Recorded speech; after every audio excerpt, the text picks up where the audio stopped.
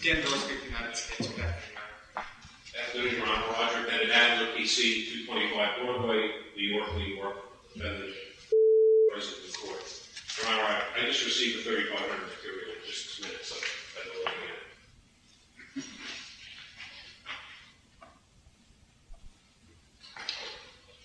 it. Are you finished? Go I don't mean to rush you. Sit down. I wonder if I could just get that 10 minutes. I asked for this several weeks ago, and I was given it this morning. So if I could get just about 5 minutes, I'd appreciate it. I have to break at 3 o'clock for something that came up, and then you can resume afterwards. That's fine.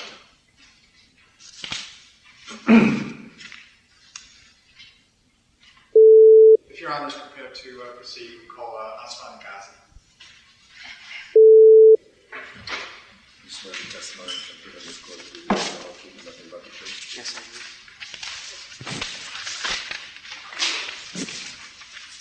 Can I proceed, Your Honor? Yeah.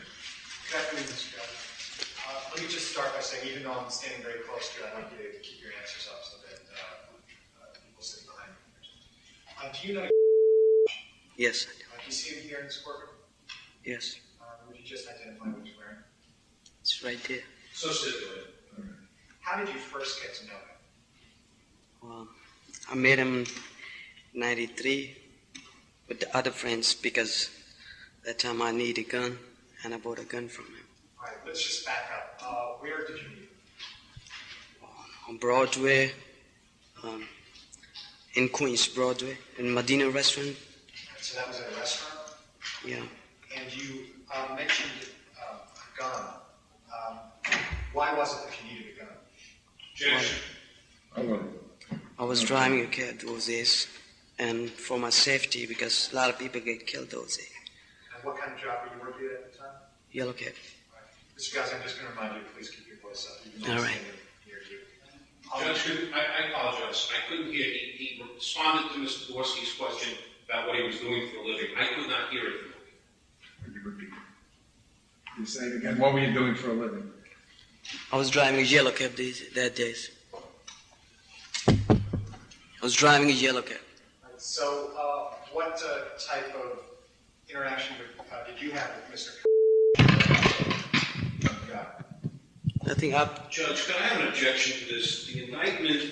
Please, there's no jury here. Let's not have objections over everything. Let's go. I'm only going to consider what's relevant, and I'm not going to be prejudiced by any of this stuff. Stop wasting time. Go ahead, Mr. Ghazi. All right, tell us what you did with Mr. to go get the gun. I bought a gun from him. And where did you go? Hold the microphone close. Well, on a Medina restaurant. And what kind of gun was it? It was 380. Do you know what type of gun? It was 380 Beretta. And how much did you pay him in order to get the gun? It's 450. And how did he get the gun to you? He brought one of other friends. I told them and they told him, and he brought a gun in a hotel, restaurant. And he had a white car at that time. And we went to the restaurant, and behind the restaurant I have a bathroom. He gave it to me up there, and he showed me how to use it. Now, did there come a time when you used that gun or when the gun was fired? When I bought it, it was, no. Well, directing your attention to March of 1994, was your gun fired then? Yes. Could you tell us how that happened? Well, we had a fist fight. Who's waiting? The other guy, his name is Amr, and I had a gun in my jacket, and I fall down, and he was trying to take a gun, and I was trying to take a gun, and he got the gun, and the gun get discharged that time when we was fighting. Now, you said a gun. Is that the gun that you bought from Mr. Yes. All right. What happened as a result of that fight? What happened Well, to you? I get arrested for that. All right, and did you go to jail? Yes. All right, when did you come out of jail? May 95.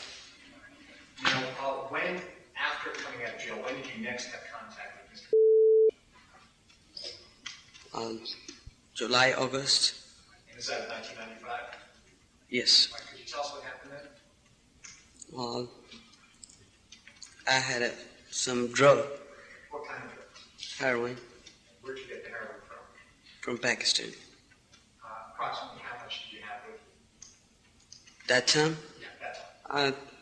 half a gram or something like that. That time, for the sample. But altogether, I had like 600-700 grams. What did you do with it? I gave it to the and he sold it for me. How did you get in touch with him? Well, I went to the other friends and they told me that he gonna do it, and they gave him a sample, and he went to the people. He went to the people and he showed them, and he came back to me, and I gave him 50 grams, and then a couple of times 100 grams. So altogether it's like 700 grams I gave it to him. Right, now, after you gave him the first sample, which you said was 50 grams, did there come a time when he gave you money in exchange for that? Yes. Could you tell us about that? Yes, he gave me the money. When, approximately? In relation Well, to 2 days later. And approximately how much money did he give to you? For 100 grams, I remember he gave me $8,000. Altogether, I got $35,000 from him. Now, where would you meet with him in order to exchange the heroin and to receive the money? Well, sometime I go to him on 108th Street and Long Island Expressway, around there, or sometime he come to my place. Did Mr. tell you why he wanted you to give him the heroin in installments as opposed to give you all of it at once? Objection to the form of the question. That time, it was safe for him and for me too, to do it that way. Now, did Mr. ever mention to you around that time having sent people to Pakistan himself in order to get heroin from him? Judge, I realize what you told me. The indictment reads January 29, 1996 to February 14, 96. You simply note my continuing objection to the whole line involving a relationship that has nothing to do with this indictment or the sentencing. I respectfully accept it. Do you want me to repeat the question? Yes. Did Mr. ever mention to you having sent people to Pakistan to bring heroin back for him? Well, I didn't understand that question. Right. Does the name Abid ring? Yes. Right. Did you tell He him told me about him. what did he tell you about it? He was there and he sent the money to him. Right, Mr. Ghazi, you're saying he sent money to him. You have to be a little bit more specific. Who did what? He sent the money to him, $5,000, to bring a drug with him. Now, you mentioned that you received approximately $35,000 from Mr. Yes. What did you do with it? Well, $25,000, I gave it to the people I got the drug from, and $10,000 I spent it. How did you spend the $10,000? Well, when I got locked up before and I got bailed out, I owed the people's money, and I gave them that money back. And What the I owed it. $25,000, how did you give that to the person? I took it with me You took it where? to Pakistan. Now, did there come a time after this dealing that you told us about in the summer of 1995 when you next heard about a shipment of heroin coming in from Pakistan? I didn't hear the question. Right. I'm directing your attention to January of 1996. Did you Right. receive a phone call then? Yes, Could you tell us about that? yes. I got a call like January 29, and from Irfan. Who was your father? He's in Pakistan. He worked for the DEA, and he called me, and he said, well, 2 weeks later, somebody gonna come, and he gonna have a drug, and get ready with the money. Did he say how much drug and what type of drug? Well, he didn't mention that time, but when he called me second time, the day I got arrested, one day before, he said, hey, I sent it 2 kilo, and you better have money for that. Did he say what kind of drugs? Yeah. Right. What did you do after having heard from your father? Well, I tried to get some money, raise some money, and I told you to raise the money. All right. What did you tell him, and what did you say to him? Well, I told him the stuff is coming from Pakistan, and the stuff came already, and we had to get the money to give him money and get the stuff from him, that guy. What was your reason for contacting Mr. Well, we already speak before. We're gonna, he gonna give me the money so I could pay him and get the drug from him because I didn't have that money that time. But I raised some of the money and he raised a little bit, and then. Let me stop you for a second.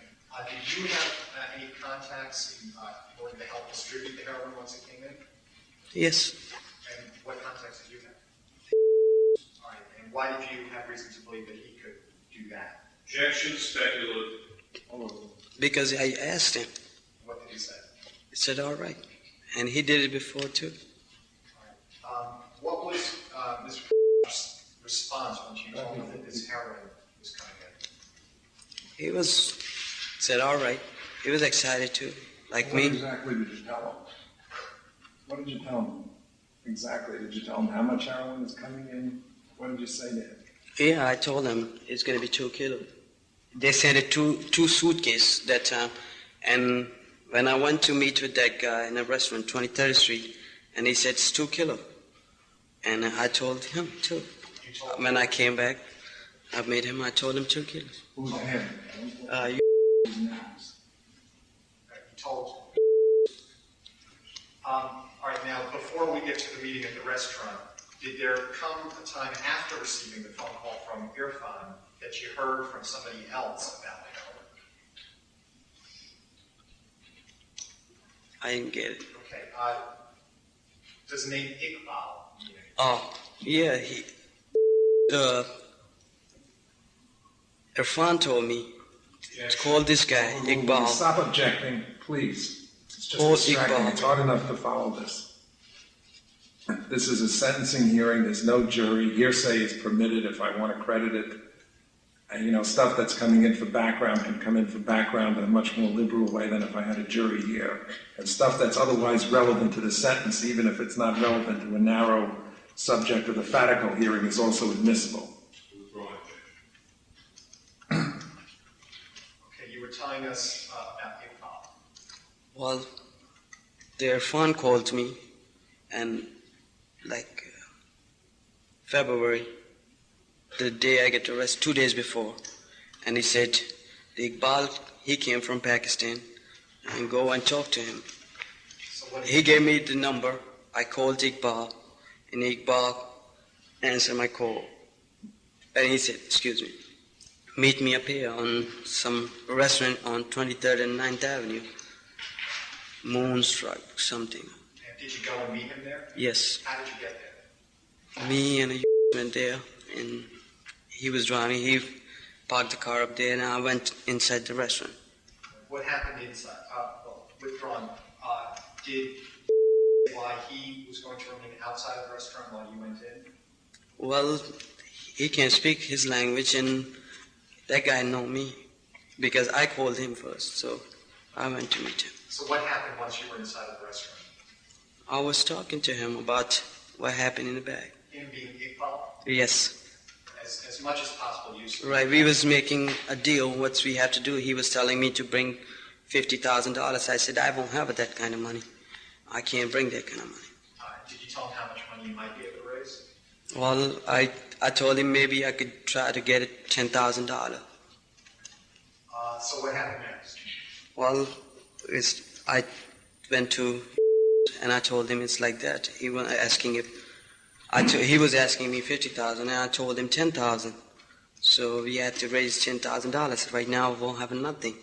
What did you Said, all right, let's see tomorrow, because he said he's going to answer me tomorrow, the Iqbal. Now,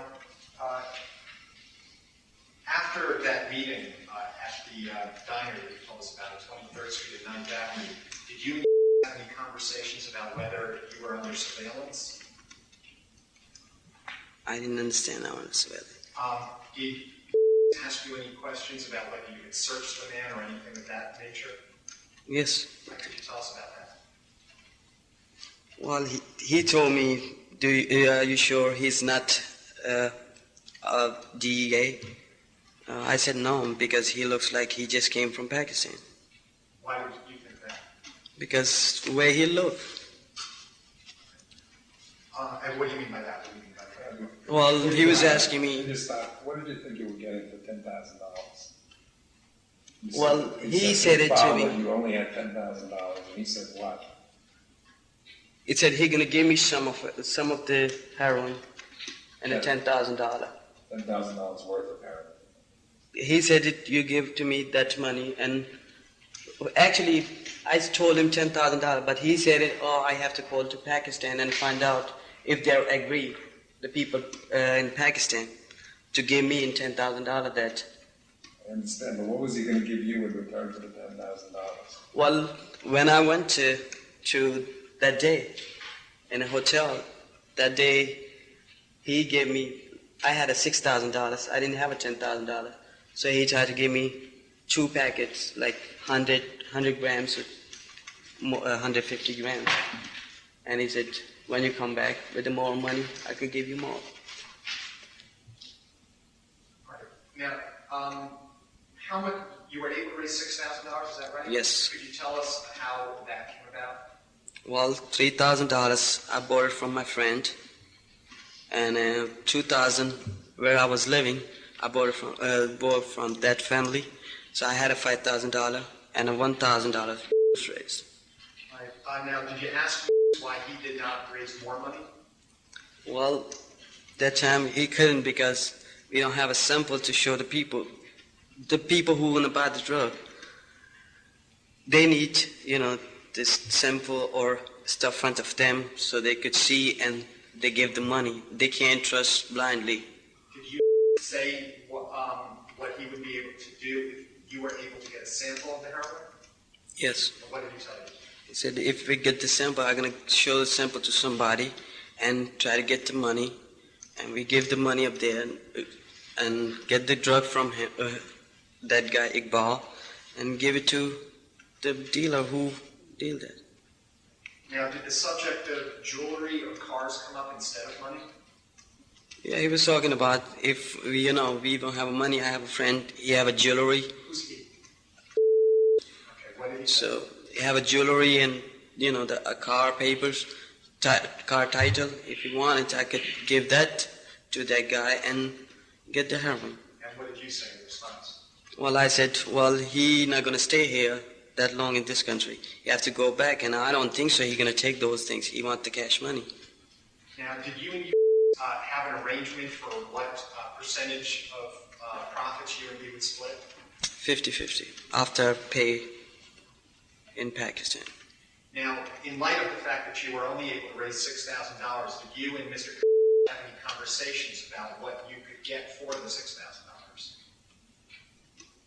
Well, I said I try to get as much I can, because he told me try to get as much you can. Who said that?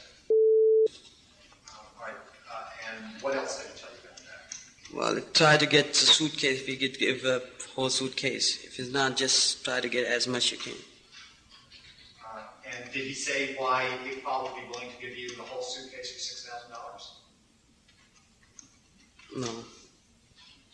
Did you later have a meeting with Iqbal in order to get the heroin?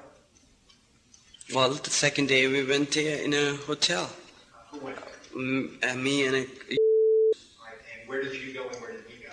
Well, he went home. He dropped me there. He said it's not good to drive when we have a drug, so I have to go in a train, and he went in a car. And what was the arrangement for you and he to meet later? Well, I have to go home and call him. Call. All right. Now, when you went to get the heroin, or what you thought was heroin from Iqbal, were you then arrested? Yes. And after you were arrested, did you agree to cooperate? Yes. Did you make any phone calls to you that were tape recorded? Yes. Yeah, I agree. I should break at this point. Although if they wanted, this is a good point. You can go over your. Thank you. Ghazi, when we left off, you were telling us that you placed a telephone call that was recorded to Mr. Ghazi. Yes. All right, and where did you place that call from? I made 2 calls And where was the second call made from? from my house. With the court's permission. And during this conversation, who was talking? Me and a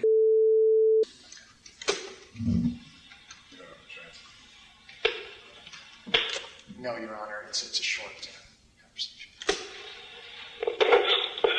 what's up? Yeah, man, I was waiting for your call. I don't have to tell you. Yeah. Oh, I know that. So where you at now? I'm gonna go behind, okay? All right, listen. What's up? I didn't get much, though. Yeah, because I have less money and he was bothering me, you know? How much?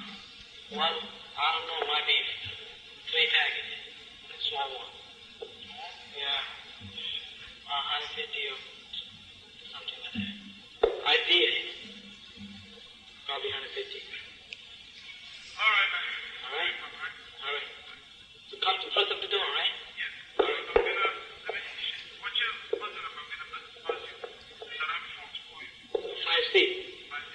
Yeah. Okay, I'm gonna buzz you, right? All right. Okay.